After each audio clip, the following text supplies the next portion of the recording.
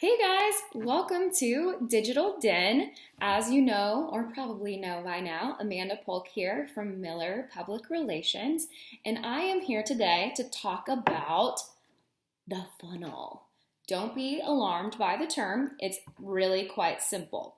The biggest question that we get as marketers is how do I make people aware of me? How do I get people to notice? I have this great story to tell, but now what? If no one's paying attention, no one's watching, no one's reading, no one's looking, no one's listening, then what do you really have? A brand becomes a brand by people being aware of it. So that brings us to the subject today at hand. The top level of the funnel is all about awareness. So awareness is starting the conversation. You can't skip all the way to the sales pitch if you haven't even made anyone aware enough to trust what you have to say. So the big thing here is creating awareness. So how do I do that? You use your channels at hand. So you have social media, you have your website, and then a part of that website is also blog content. So those are two really simple tools that get your message out to a lot of people at a time. So let's talk about creating awareness with a blog, for instance. We talked last week or 2 weeks ago a lot about blogs and creating awareness and telling your story from that, but why it's important. So with your brand, you have to have a problem that you're solving. Regardless of what it is that your company stands for, you are solving some sort of problem that someone has. And oftentimes, they don't know that they have a problem. Think about technology. Anytime a new smartphone comes out, everyone's gotta have it. They feel like it's gonna solve all of their life's problems. Well, quite frankly, before that app was invented, you didn't know that you had a problem that needed solving. It goes the same as something like LASIK, for instance. Here I am, I've worn glasses and contacts for 20 years. They're not fun. I'm annoyed by it, but I've never really thought about it as a problem that I'm facing in my life, and therefore haven't sought out a solution. So by creating content that aggravates a problem that someone may or may not know they have, you're confirming the problem, and then you're offering a solution that then they will seek out, want, and the best part, buy. But first, you must create that awareness. So creating content that tells the problem in detail, aggravates it with language, and then confirms that problem and offers a solution, all the while telling your brand story. So it seems like a lot, but a lot of that stuff can be done in a couple sentences each, which creates a blog or a landing page piece of content. The greatest part about a blog or a landing page is you're not limited to characters. So on Facebook, you've got to keep it short and sweet, but you can link out to a blog that does tell the full story. So social media and blog are partners in crime in creating awareness for your brand, problem, and solution. And then the key there is not only getting the content out, but also accepting the audience in, and that comes through engagement. Obviously on social media, that can be gauged by a like or a share or a comment.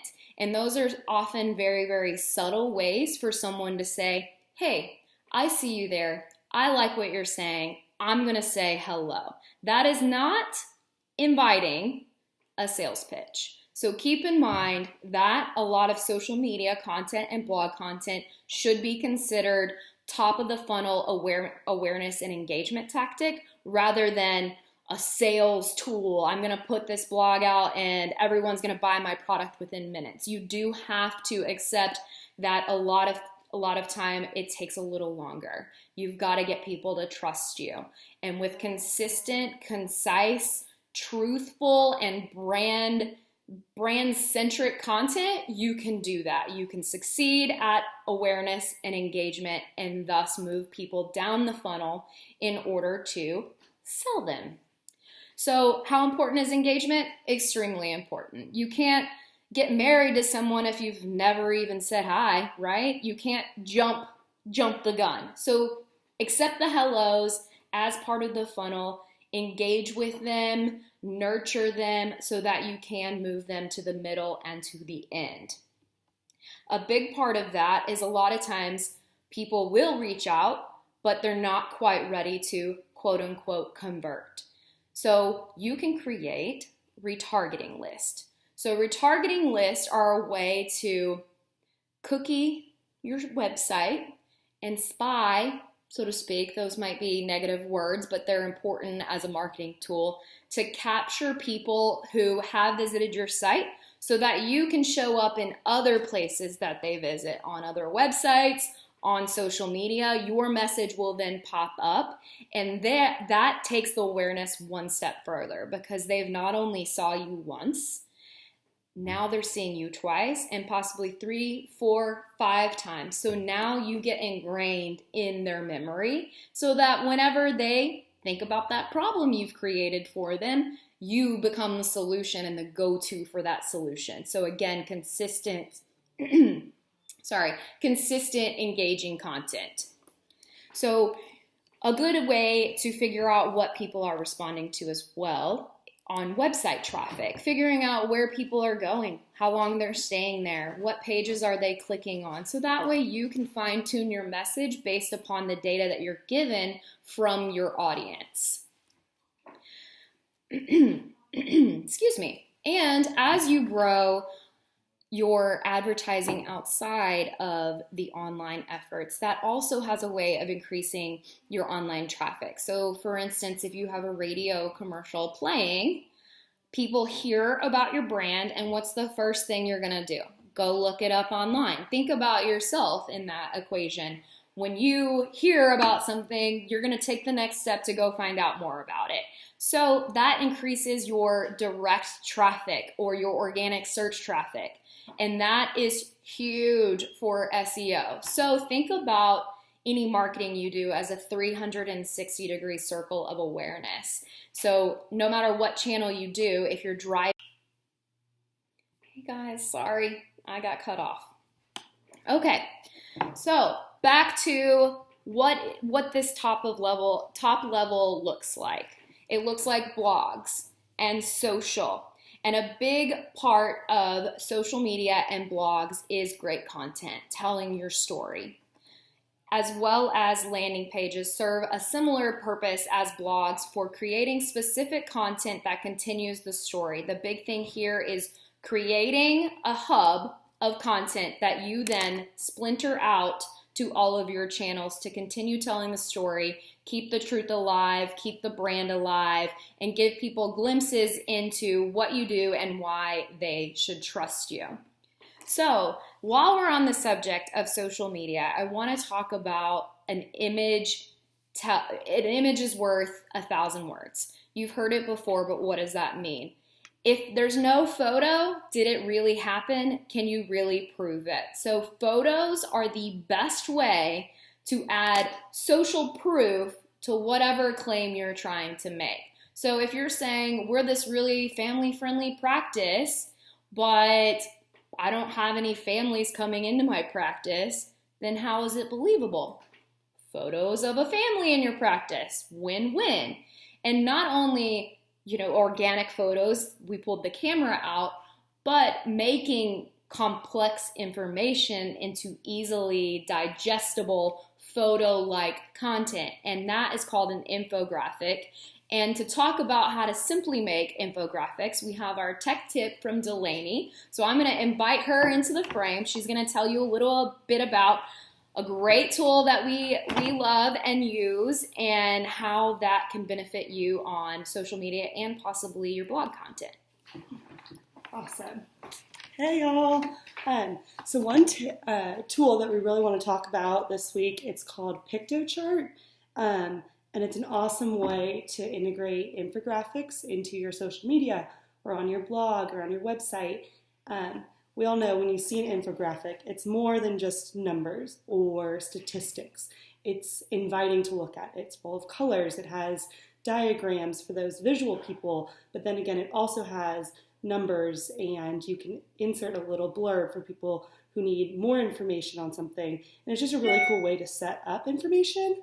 I know one that works really well is a topic by members. And so then you're informing your audience, but you also are providing content that's interesting to look at. There are plenty of tools to make infographics, and that's just one of our favorites. So not only does it look cool, but it also provides very good information for everyone. Cool. But Thanks. that's my tech tip. Thanks, Delaney.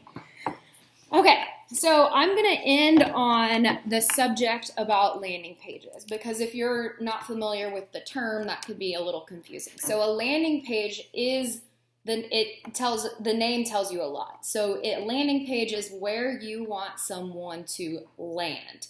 So whether you're doing a retargeting campaign, a display campaign, or a social media campaign, you want to keep the same level of consciousness from start to finish. So the landing page serves as a place for people to land.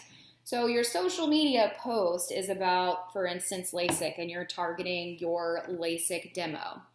You don't want to send them to a home page now they're dropped back off. Now you've lost them. Now you're putting more work on them to figure out where it was that they needed to go. What do they need to do next? So guide a person through the experience. So if you want to talk about a subject here, continue it there. Don't tell the full story at the top. Create a teaser, move it down, and then the landing page completes the gap. And the big thing about landing pages is you don't want to just end them and hope that people come back. By adding a call to action or a lead magnet, you can then move that person down the funnel to where you really want them and take them to the next step. So always give some sort of next action for your viewer or your listener, depending on what tool you're using, so that they have something that is engaging, and if they're ready to quote unquote convert to the next level, you've allowed them to do that in a simple manner. So a lead magnet is a great way to do that. And that doesn't always need to be buy this or schedule this. It can be something as simple as subscribe to content like this. Hey, you liked it, you read it, subscribe to it. Or here are some tips to further the subject. If you want us to send you this ebook or this 1, 2, 3 how-to, it depends on your business what would work here. But sending a little piece of content and all you're collecting in return is someone's email address, that could be considered a lead magnet as well. In our next Digital Den visit, we're going to get into more detail on the actual lead capture as we move people down the funnel.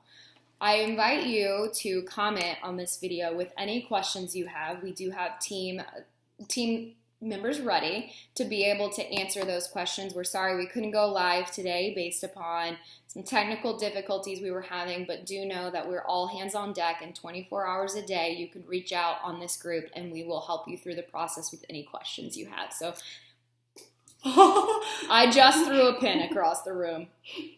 Thank you guys for joining us. We hope you have a great day. And again, feel free to reach out. Bye.